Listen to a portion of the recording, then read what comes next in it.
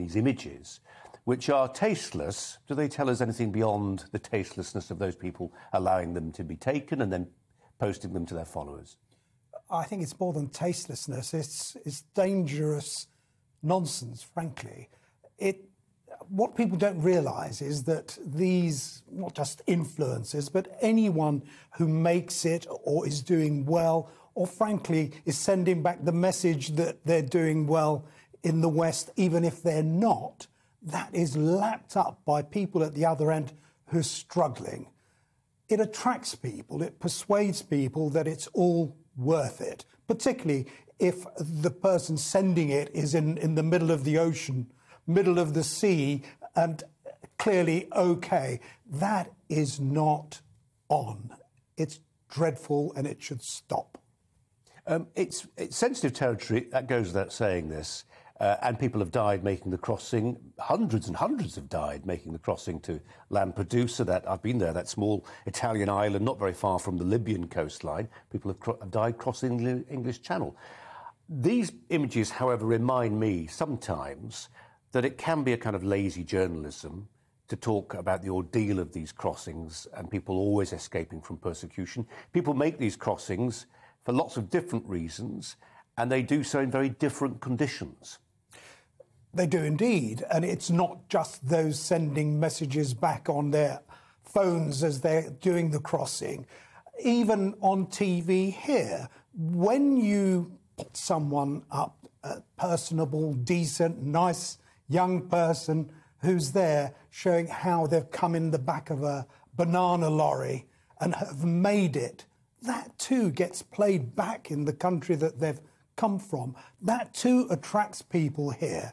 And I think we should actually think carefully when journalists try to convey this image of humanity, frankly, and then put them up against someone like me who says, this is wrong, that is something that helps to attract people and attract people to make the journey in very, very dangerous circumstances. It must stop. Ella Whelan, you support a more liberal immigration policy, don't you? I don't know whether you support people arriving by boats like this when they risk their lives. I'm guessing not. And that's one reason you probably want to see a more liberal immigration policy. You can't stop people telling stories like this, can you, if they want to?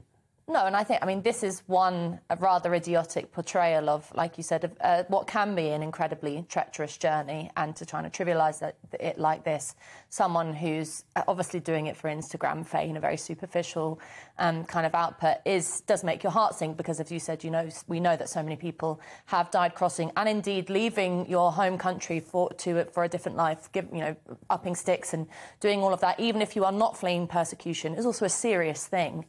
But I think you make the right point of distinguishing between, there are people who are fleeing very serious persecution, war-torn areas, natural disasters, whatever it is, Western intervention in places. But there are also people who are not at death's door, don't have kind of imminent danger put to them, but are leaving maybe for economic reasons, maybe to find a better life because, as this individual claims, they can't make a livelihood where they're coming from. Now, I don't think that I am uncomfortable with the distinction between people. We are only allowing people in who are in very desperate situations. I think that immigration, that's one of the reasons why we distinguish between asylum seeking and immigration in the round.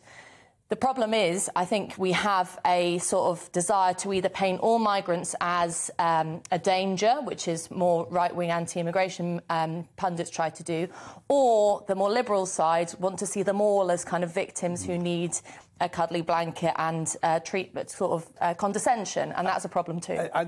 Alp, I'm sure this is a frustration to you, and it has been down the years, but to Ella's point there, and actually to my own recollection of standing on the harbour side in Greece, watching people coming across and being marshalled there, many thousands of them, and watching some young men diving off into these beautiful Mediterranean waters, and they were having fun. Now, I wouldn't have dared say that in 2015 at the height of the migrant crisis, but my point is there were some migrants there who were thoroughly miserable and had fled in fear of their lives from countries like Syria. There were many more for whom it was, I'm not going to call it a game, it wasn't, but my point is people were doing it for different reasons, and their status was very different according to where they were coming from and where they were trying to get to.